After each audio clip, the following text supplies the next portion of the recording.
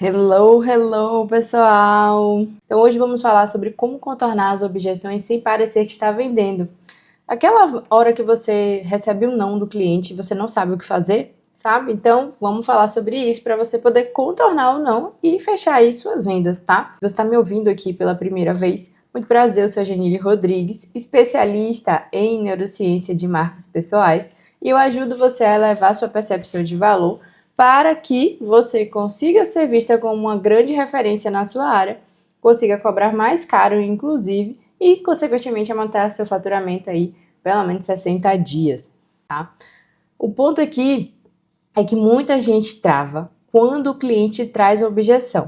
O que é essa objeção? É aquela desculpa, aquela justificativa para não fechar com você, tá? Então, às vezes é real, às vezes é só uma desculpinha realmente. E aí cabe a você, enquanto prestadora de serviço, enquanto profissional liberal, enquanto consultora, mentora, treinadora que você é, conseguir identificar se é uma objeção verídica realmente ou é só uma desculpa para não fechar. Porque quando é desculpa, cabe a você quebrar essa objeção e fazer com que a pessoa realmente compre de você, tá? Então, gente, o que acontece? Quando o cliente traz objeção, muita gente trava na hora e não sabe exatamente como responder, ou como fazer, o que fazer, porque emocionalmente você está acreditando que a objeção vai significar que a pessoa não quer comprar. Mas às vezes não é isso. Às vezes a objeção é um interesse, mas muitas vezes ela tem medo de fechar com você. Porque ela não te conhece, ela não sabe quem é você exatamente, não conheceu o serviço. Às vezes até te conhece, mas não sabe exatamente como é que você entrega aquele serviço. Então hoje eu vou te mostrar como transformar esse medo que a pessoa vai ter em investir em confiança, tá bom?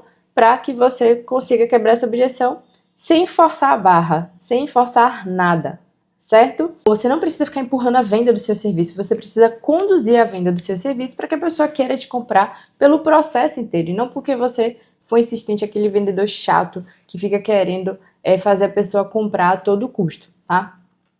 Então, normalmente o cliente faz objeção quando não entendeu totalmente o valor do seu serviço, quando está com medo de errar na compra, quando não percebeu você como uma grande líder ali naquela área dos serviços e quando não se sentiu emocionalmente seguro para comprar de você, então você não transmitiu confiança. E, às vezes, está comparando você com outra referência do seu mercado. Por isso que é tão importante você ser referência na sua área de serviço, porque senão a pessoa começa a te comparar com outras pessoas, com outros profissionais. E o mais importante é que ele só vai criar a objeção realmente, esse cliente, essa cliente, para quem ele vai considerar uma possibilidade real. Então, de certa forma, a objeção é um ponto de entrada, porque se a pessoa já está ali conversando com você, se ela já teve interesse em saber do seu serviço, ela, de certa forma, já está interessada. Então, vamos dizer assim, é um a mais, é o que vai te desempatar, né? Porque ela já falou com você. Para você receber a objeção, significa que existe um contato, tá? Então, é até importante que vocês parem, quebrem esse medo de vocês de vender, de dialogar, de trazer seu preço ali, porque se a pessoa já está em contato com você, ela já está muito interessada. Então, o grande ponto aqui é você justamente conseguir quebrar esse valor ali, esse medo, esse receio que a pessoa tem, né, que é o que a gente chama justamente de objeção, para identificar o que pode ser o gatilho ali. E falo, gente, porque assim, eu era uma pessoa que tinha muito medo de vender, eu tinha muito receio. E aí o que acontecia? Muitas vezes a pessoa falava, não, eu já aceitava, né? E quando você aprende a quebrar objeções, você começa a dialogar. A conversa de vendas, ela fica leve. Você não tem mais aquela sensação de que você está vendendo, você está dialogando com a pessoa sobre o que você vende e com o tempo você vai conseguindo quebrar ali. Então, eu ficava muito tensa tentando convencer e, obviamente, soava insegurança. Então, quando você se empodera disso, traz essa autoridade, traz esse lugar seu, você simplesmente troca a sua forma de ficar se defendendo para vender o que você tem por uma clareza emocional. E aí, o que acontece? Você começa a converter com mais tranquilidade. O que é a conversão? é justamente a efetivação na venda. Não é que a objeção do cliente vai sumir em relação aos seus serviços, em relação a fechar com você. É que a percepção do cliente em relação a você vai aumentar. Por quê? Porque você também vai se posicionar nesse lugar de uma profissional, uma prestadora de serviço, que justamente consegue ter essa segurança, essa clareza, para se colocar realmente como uma excelente profissional aí no mercado, tá? Você tem medo de vender? Porque o medo, a gente vai sentir o medo, a gente vai sentir o cheiro do medo quando a gente está comprando. Talvez você já tenha sentido o cheiro do medo com algumas profissionais. O que acontece então? Se você não sabe contornar objeções, normalmente o que vai acontecer? Você está se sentindo sempre avaliada, então dá até aquela raivinha porque, ai meu Deus, ela tá me comparando com fulano, que saco, não quero essa cliente não quero que ela fique me comparando com outro. Tô mentindo? E isso é ego seu, tá? Vou logo dizendo. Outra coisa, seu tom muda, quando você sente que a pessoa vai dizer não, você às vezes fica trêmula, às vezes o tom muda porque você fica com raiva. E isso é péssimo, porque o cliente vai sentir isso em você. Lembra dos outros dias de insights que eu falei, da sua expressão no rosto, da sua postura, inclusive corporal. Tudo muda em você se você não sabe contornar.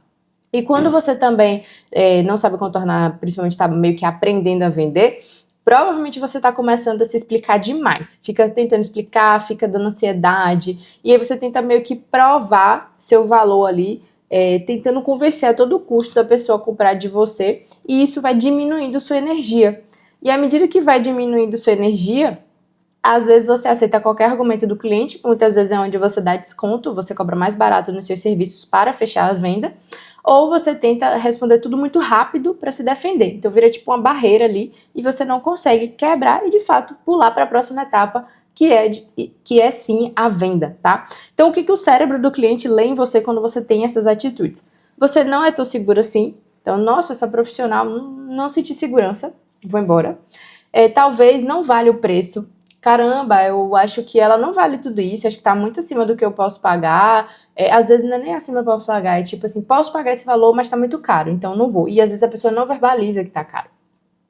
E se ele sente que você está nervosa, ele vai pensar, nossa, se ela é tão nervosa assim, provavelmente ela não consegue fazer a entrega que ela está me prometendo. Então, o que acontece? O problema não é só a objeção do cliente, porque objeções sempre vão existir. As pessoas vão dizer que estão sem tempo, sem dinheiro, sem cartão, que estão fazendo outra coisa, e inúmeros fatores. O problema é o medo que essa objeção ativa em você e como você não consegue contornar, porque nunca vai deixar de existir. Dificilmente você vai ter um cliente 100% pronto. Acontece, é maravilhoso quando a gente tem um cliente 100% pronto, mas é uma coisa mais fora da curva. Sei lá, a cada 10 pessoas, uma vai vir 100% pronta, que você não vai ter que explicar nada, que só vai passar o cartão, fazer o Pix para você. E no mercado de vendas, a gente entende que a gente precisa ter uma conversa, vai ter quebra de objeção. Às vezes a pessoa até vem com o cartão pronto para te pagar no Pix, mas ela quer saber se o seu serviço vai durar mais tempo do que ela gosta, do que você vende, por exemplo, ou ela vai querer algum benefício no seu serviço. Tudo isso, gente, é conversa para quebrar a objeção também, certo? Então, não necessariamente vai ser tipo assim, passou o cartão, Pix, beijo e tchau. Vai ter um diálogo ali. Tá? Então, 3 códigos aqui para vocês pegarem o insight de hoje que podem te ajudar a contornar a objeção sem você parecer que está vendendo. Primeiro, resposta de autoridade calma, tá? Então, vai conversar, respira um pouco, pensa, fala mais pausadamente, que aí antes de responder você vai criando segundos de silêncio, que isso vai te ajudar a comunicar mais segurança, estabilidade, liderança, ausência de desespero, e aí o cliente vai sentir que, nossa, ela não precisa me convencer. Semana passada eu estava dando uma entrevista, e aí uma das coisas que o entrevistador falou para mim foi, nossa, eu gostei do seu tom calmo. Por quê? Eu tô aqui falando com você, eu tô falando com energia, eu tô trazendo insights, então tô colocando mesmo que é para vocês agirem, né? Porque sucesso é para quem age. Mas eu estava dando a entrevista, não tinha me preparado, eu vou falar mais pausadamente, porque eu vou o quê? Pensar antes de falar. Então, isso é uma forma, porque quando você recebe a pergunta, né, é quase uma quebra de objeção também. Então, você não precisa correr na hora de falar. Você pode ser calma, você está fazendo uma apresentação de vendas, você está passando o seu orçamento, você tem que ter essa leveza no processo. O segundo é redirecionar a sua identidade. Você não vai só responder uma objeção, você vai trazer intencionalidade naquilo que você vai trazer. Então, por exemplo, se o cliente diz que está caro, fulano, qual que seria um valor interessante para você hoje? Ou se ela realmente dizer literalmente assim que tá caro, então ela tá meio que desvalorizando o seu serviço, né? Então você pode perguntar, tá caro comparado ao quê? Qual o valor que você imaginou que seria? Então essa seria uma forma, né? Se o cliente diz que vai pensar, tá, ok, o que você quer pensar para eu poder te ajudar agora? E sempre falando de uma forma leve, para não parecer desesperada também, tá?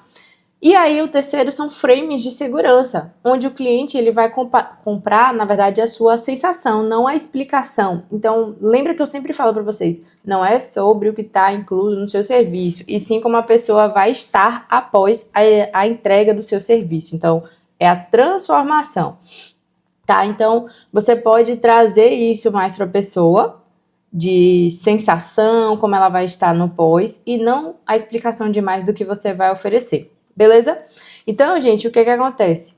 Pra gente caminhar aqui pro final também. Você não contorna a objeção com técnica, você vai contornar a objeção com a postura. E aí, quando você responde com calma, clareza, liderança, o cliente não sente que você está vendendo. Ele sente que você está guiando ele para fazer aquela compra, tá? E objeção, no fim das contas, não é o fim da conversa.